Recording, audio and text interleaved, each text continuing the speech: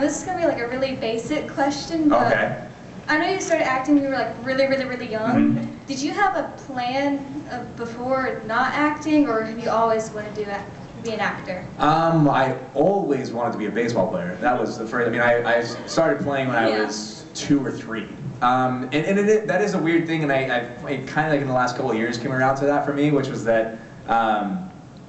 What did I used to say? Oh, I used to say that I got like a late start in acting because when I was like a kid, there were people going to these auditions and they're like, yeah, you know, we've been acting since they were like 4 or 5, and I was like, oh man, I started late. I started at 9.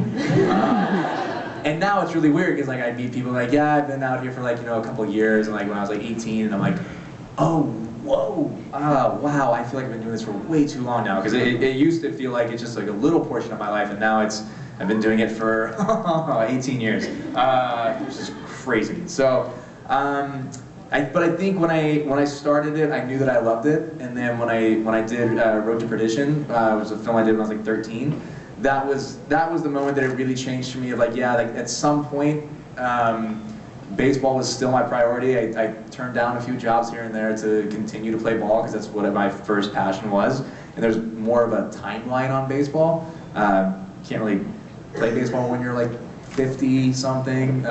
They let you act when you're 50 something. So I figured I'd try that one first. But yeah, I knew that it was something that I was always going to want to do for the rest of my life whenever baseball ended. So.